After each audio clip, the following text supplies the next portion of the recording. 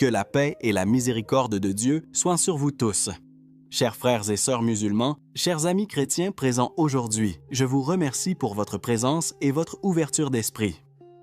Je m'appelle Suleyman Al-Hariti. Je suis un simple chercheur de vérité, animé par le désir de comprendre les Écritures et de rapprocher les cœurs plutôt que de les diviser. C'est avec un immense respect que je m'adresse aujourd'hui à l'un des penseurs musulmans les plus influents de notre époque, le Dr Zakir Naik. Cher Dr Zakir Naik, que Dieu vous bénisse pour vos efforts constants dans la clarification des textes et le dialogue interreligieux. Ma question est directement liée au thème suivant. Les prophéties du Coran concernant l'Iran. Dans un monde troublé par les conflits, les tensions géopolitiques et les interprétations souvent contradictoires des textes sacrés, pouvez-vous, à la lumière du Coran et de la Sunna, nous expliquer s'il existe des indications prophétiques concernant l'Iran, son rôle historique, spirituel ou futur, et comment ces versets doivent être compris sans tomber dans l'exagération ni l'instrumentalisation politique? Et au nom d'Allah, le tout miséricordieux, le très miséricordieux. Je remercie notre frère Suleyman pour sa question posée avec sagesse, respect et clarté, et je remercie également toutes les personnes présentes aujourd'hui, qu'elles soient musulmanes ou chrétiennes, car le dialogue sincère est une forme d'adoration lorsqu'il est recherché pour la vérité. Avant d'entrer dans le cœur du sujet, permettez-moi de poser un principe fondamental de l'islam. Le Coran n'est pas un journal politique, ni un livre de chronique géopolitique, mais un livre de guidée. Allah dit dans le Coran, dans la sourate Al-Baqarah, verset 2. « Voici le livre, point de doute à son sujet, guide pour les pieux. » Ainsi, lorsqu'on parle de prophéties, il faut les comprendre dans une perspective morale, spirituelle et universelle, et non comme des prédictions sensationnalistes destinées à exciter les passions. Lorsque certaines personnes parlent de prophéties coraniques sur l'Iran, elles font souvent référence à l'ancienne Perse, car historiquement, le territoire de l'Iran actuel correspond en grande partie à ce que l'on appelait la Perse. Le Coran fait effectivement référence à des événements impliquant des empires de cette région, mais toujours dans un cadre beaucoup plus large, celui de la confrontation entre la vérité et le faux, entre la foi et l'arrogance humaine. L'exemple le plus connu se trouve dans la sourate Ar-Rum. Allah dit « Alif, Lam, Mim » Les Byzantins ont été vaincus dans une terre proche, mais après leur défaite, ils seront les vainqueurs dans quelques années. Coran 31-4. Cet événement prophétique concerne le conflit entre l'empire byzantin chrétien et l'empire perse zoroastrien. À l'époque de la Révélation, les Perses avaient remporté une victoire écrasante, et personne n'aurait parié sur un retournement de situation en faveur des Byzantins. Pourtant, le Coran annonce clairement que les Byzantins reprendront le dessus, ce qui s'est réalisé historiquement quelques années plus tard. Pourquoi cet événement est-il important pour notre discussion? Parce qu'il montre que le Coran reconnaît l'existence des peuples, des nations et de leurs conflits, mais les replace toujours dans une vision divine de l'histoire. Le verset poursuit en disant « Ce jour-là, les croyants se réjouiront du secours d'Allah. » Les croyants se sont réjouis, non pas parce qu'un empire avait vaincu un autre, mais parce qu'une prophétie du Coran s'était accomplie, confirmant la véracité du message divin. Ainsi, lorsque le Coran évoque la Perse, ce n'est pas pour glorifier ou condamner un peuple spécifique, mais pour enseigner une leçon. Le pouvoir ultime appartient à Dieu seul. Certains se demandent, existe-t-il des versets qui parlent directement de l'Iran moderne? La réponse honnête est non, pas de manière explicite et nominative. Le Coran ne cite pas le nom Iran, comme il ne cite pas la plupart des États modernes. Cependant, il parle des peuples, des nations, de leur ascension et de leur chute, et des lois divines qui gouvernent l'histoire. Allah dit dans la sourate Al-Imran « Telles sont les alternances que nous faisons alterner entre les gens. » Coran 3-540. Cela signifie que la domination, la faiblesse, la stabilité ou le chaos ne sont pas liés à une ethnie ou à une nation particulière, mais à des comportements collectifs. La justice, l'oppression, la foi, l'iniquité.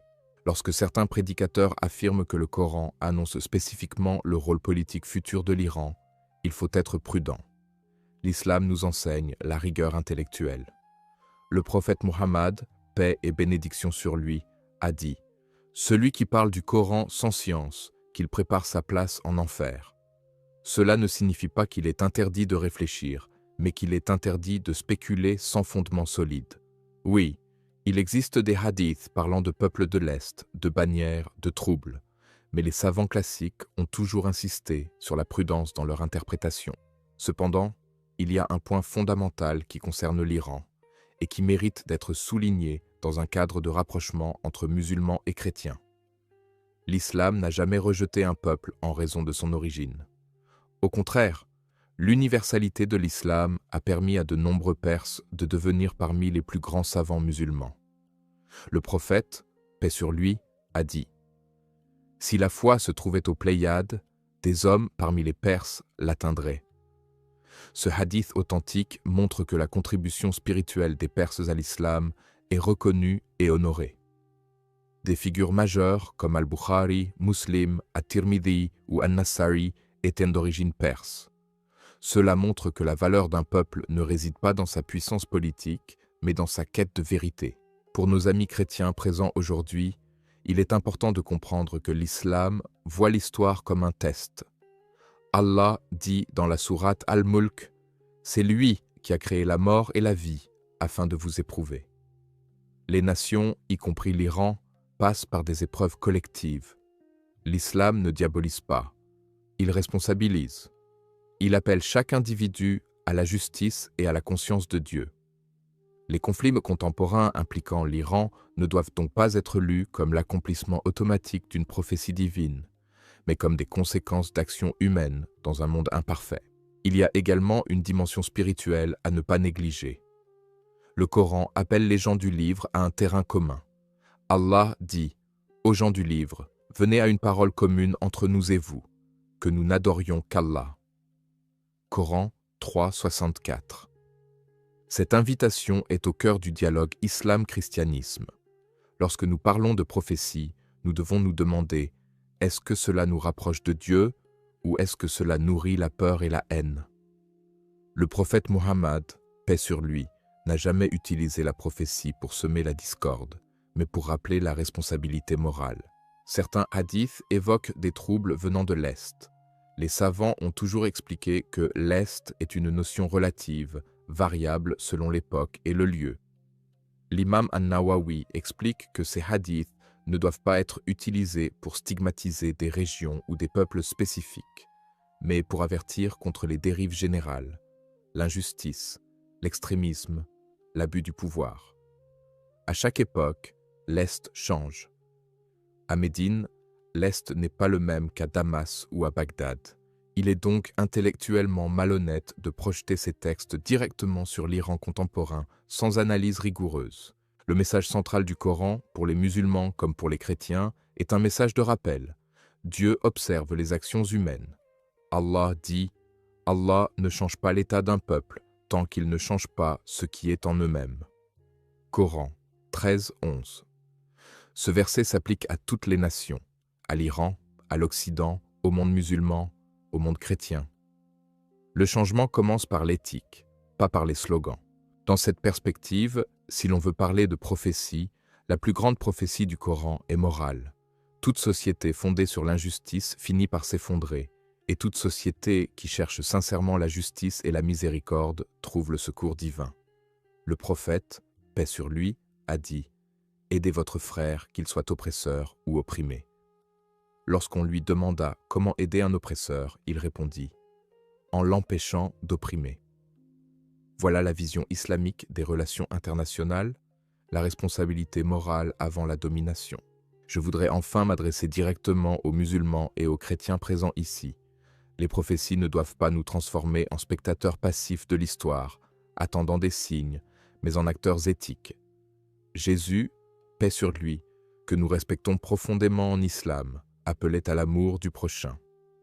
Muhammad, paix sur lui, appelait à la justice et à la miséricorde.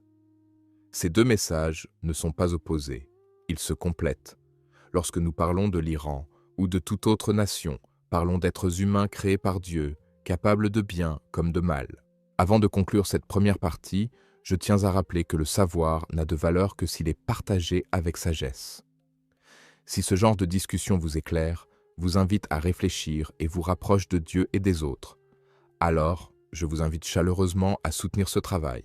Abonnez-vous à la chaîne, likez, partagez ces échanges et laissez vos commentaires afin que ce dialogue continue et s'approfondisse. Et pour conclure cette première partie, je vous invite, si votre cœur le ressent, à écrire ensemble dans les commentaires « Allah Akbar ». Que Dieu nous guide tous vers la vérité, la justice et la paix. Et lorsque nous approfondissons davantage cette question des prophéties et de la manière dont certains cherchent à les rattacher exclusivement à l'Iran contemporain, nous devons absolument revenir à une méthodologie correcte d'interprétation du Coran et des hadiths, car c'est ici que naissent la plupart des confusions. Le Coran ne fonctionne pas comme un code secret réservé à une élite qui détiendrait des clés cachées sur la géopolitique moderne. Allah nous a révélé un livre clair.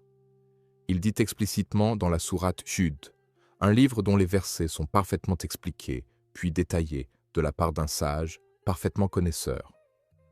Ainsi, toute lecture qui transforme les versets en messages cryptés, servant à justifier des positions politiques contemporaines, doit être examinée avec la plus grande prudence. Lorsque certains évoquent l'Iran en lien avec les signes de la fin des temps, ils citent pas souvent des hadiths relatifs aux fitanes, aux troubles, aux conflits entre musulmans ou aux divisions internes de la communauté. Or, les savants du hadith ont toujours insisté sur un principe essentiel. Les récits concernant les troubles futurs doivent renforcer la vigilance morale, pas nourrir la paranoïa ni l'hostilité envers des peuples précis. L'imam Ibn Taymiyyah, par exemple, mettait en garde contre l'utilisation abusive des hadiths des fitanes pour condamner des groupes entiers, car cela mène à plus de chaos qu'à la réforme. Le prophète Muhammad, paix et bénédiction sur lui, a décrit des périodes de confusion où la vérité se mélange au mensonge, où les gens sincères doutent et où ceux qui parlent fort ne sont pas forcément ceux qui possèdent la sagesse. Il a dit « Il viendra des années trompeuses, on fera confiance aux traîtres et on trahira l'honnête, on fera mentir le véridique et on croira le menteur. » Ce hadith ne vise pas l'Iran, ni l'Occident, ni l'Orient en tant que territoire, mais décrit un état moral global de l'humanité lorsque les valeurs sont inversées.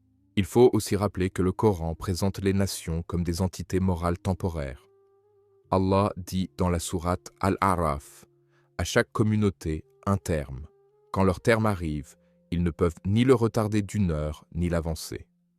Cela signifie que toute puissance, qu'elle soit perse hier ou iranienne aujourd'hui, américaine, européenne ou autre, est soumise aux mêmes lois divines. L'islam n'attribue pas un rôle messianique ou maléfique éternel à un pays spécifique. Ce sont les actes qui déterminent la responsabilité morale, pas les frontières. Lorsque certains musulmans s'enthousiasment trop rapidement à l'idée que tel ou tel événement impliquant l'Iran serait un signe irréfutable, ils oublient une chose essentielle. Le prophète lui-même était extrêmement prudent dans l'interprétation des signes. Il n'utilisait jamais les prophéties pour créer des camps antagonistes figés. Il utilisait ces rappels pour appeler à la réforme intérieure, à la crainte de Dieu et à la justice. L'objectif n'était jamais de dire « Regardez, ce peuple est condamné », mais plutôt « Réparez vos cœurs avant que l'épreuve ne vous submerge ». Pour nos frères et sœurs chrétiens présents, il est important de noter une convergence remarquable. Dans la Bible aussi, les prophéties ont souvent été mal comprises lorsqu'elles ont été détachées de leur message spirituel. Jésus, paix sur lui, selon l'Évangile, rappelait que le royaume de Dieu n'est pas simplement un événement politique ou géographique, mais une transformation intérieure. De la même manière, le Coran recentre constamment l'attention sur la responsabilité individuelle et collective devant Dieu. C'est là que le dialogue islam-christianisme trouve un terrain fertile, dans la responsabilité morale face à l'histoire. Par ailleurs, lorsque l'on examine l'histoire islamique, on constate que l'Iran n'a jamais été monolithique. Il y a eu des périodes de grande piété, de science, de sagesse, et d'autres périodes de division, de conflits internes et d'instrumentalisation religieuse. Le Coran nous enseigne à ne pas juger un peuple sur une période donnée. Allah dit « Ne laissez pas la haine pour un peuple vous inciter à être injuste. Soyez juste, cela est plus proche de la piété. » Ce verset est fondamental. Même lorsqu'on critique des actions politiques ou idéologiques, la justice doit rester la boussole. Il existe également une confusion récurrente entre la notion de prophétie et celle de destin imposé. L'islam rejette l'idée que les peuples sont programmés pour le bien ou le mal de manière irrévocable. Si tel était le cas, l'appel des prophètes n'aurait aucun sens. Allah a envoyé des messagers à toutes les nations, et le message est toujours le même. Revenir à Dieu, pratiquer la justice, éviter l'oppression. L'Iran, comme toute autre nation, reste dans cette dynamique d'épreuve et de choix. Certains hadiths parlent de conflits venant de régions orientales et de groupes qui utilisent le discours religieux pour justifier la violence. Mais encore une fois, les savants expliquent que ces descriptions sont génériques et cycliques. À chaque époque, des groupes apparaissent, se réclamant d'une vérité absolue, rejetant la miséricorde et la sagesse.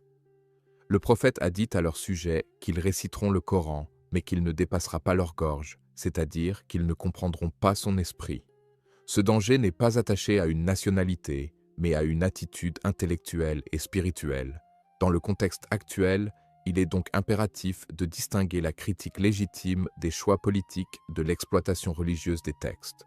Confondre les deux mène à la fitna. Le Coran est très clair sur ce point. La discorde est plus grave que le meurtre. Lorsque des versets sont utilisés pour attiser la haine, justifier la violence ou diaboliser des populations entières, nous sortons du cadre coranique. Le message que j'essaie de transmettre ici est simple mais exigeant. La plus grande prophétie du Coran n'est pas liée à l'effondrement de tel ou tel État, mais au retour inévitable de l'humanité vers Dieu pour rendre des comptes. Allah dit « Vers Allah est le retour de vous tous ». Voilà la certitude ultime. Tout le reste est secondaire.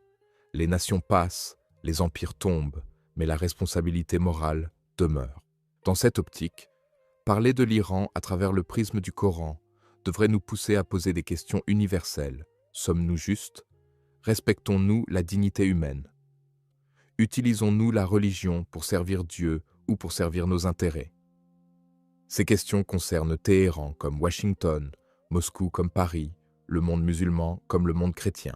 Il est également crucial de rappeler que le Coran condamne la lecture sélective des Écritures. Allah reproche aux communautés précédentes de croire en une partie du livre et de rejeter l'autre. Ainsi, on ne peut pas extraire des versets sur les conflits, les batailles ou les châtiments sans les mettre en équilibre avec ceux sur la miséricorde, le pardon et la justice. Le prophète Muhammad, paix sur lui, a passé la majeure partie de sa mission à appeler les gens avec douceur, patience et sagesse, bien plus qu'à parler de guerre ou de sanctions divines. Lorsque nous parlons des prophéties liées à la fin des temps, il faut aussi rappeler que le prophète a dit « Si l'heure arrive alors que l'un de vous tient une pousse dans sa main, qu'il la plante. » Cela signifie que même à la veille de la fin, l'éthique de l'islam reste constructive, tournée vers le bien. Cette parole est une réponse directe à ceux qui utilisent les prophéties pour justifier le fatalisme ou la destruction. Ainsi, lorsque le Coran est invoqué dans le débat sur l'Iran, il devrait être un appel à la sagesse, pas une arme rhétorique. L'objectif n'est pas de désigner des ennemis permanents, mais de rappeler des principes intemporels.